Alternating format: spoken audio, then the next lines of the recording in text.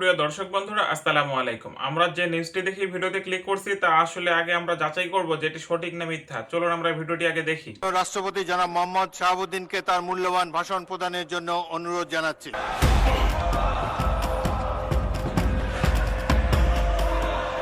সংসদ অধিবেশনের প্রথম দিনেই এক নজিরবিহীন সিদ্ধান্তে বৈষম্য বিরোধী ছাত্র আন্দোলনের অন্যতম সমন্বয়ক হাসনাত আবদুল্লাহ এবং জামায়াতে ইসলামের বেশ কয়েকজন নেতার সংসদ সদস্য বা এমপি পদ বাতিল করা হয়েছে।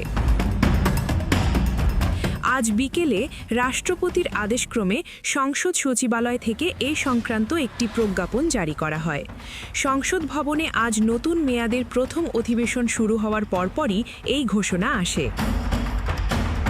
পদের যোগ্যতা ও নির্বাচনী আচরণবিধি সংক্রান্ত আইনি জটিলতার কারণে এই সিদ্ধান্ত নেওয়া হয়েছে বলে প্রাথমিক সূত্রে জানা গেছে। জামায়াতে ইসলামী দলটির গুরুত্বপূর্ণ 4 জন নেতার এমপি পদ বাতিলের ঘোষণা দেওয়া হয়েছে, যাদের নাম যাচাইধীন।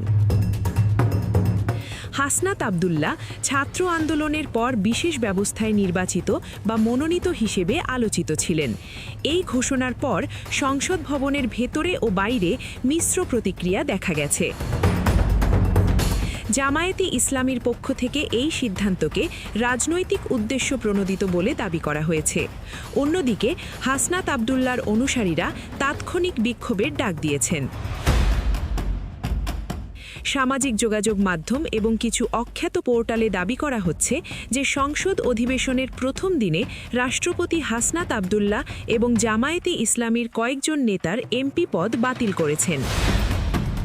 বিষয়টি নিয়ে জনমনে বিভ্রান্তি তৈরি হলেও অনুসন্ধানে দেখা গেছে এই তথ্যটি সম্পূর্ণ ভিত্তিহীন এবং একটি গুজব।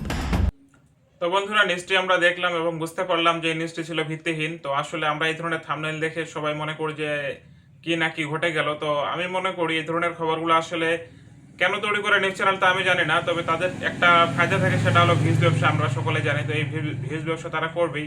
কিন্তু আমি মনে করি এই ধরনের ভিডিও তৈরি করা ঠিক না, কারণ হাসনাত আবদুল্লাহ ভাই তিনি একজন অনেক ভালো মনের মানুষ, আর তার প্রতিবাদগুলো আমাদের আসলে সবারই ভালোই লাগে। তো আমি মনে করি তাকে নিয়ে ধরনের নিউজ করা ঠিক হয় নাই। তো আপনারা কি বলবেন তা কমেন্টে জানিয়ে যাবেন।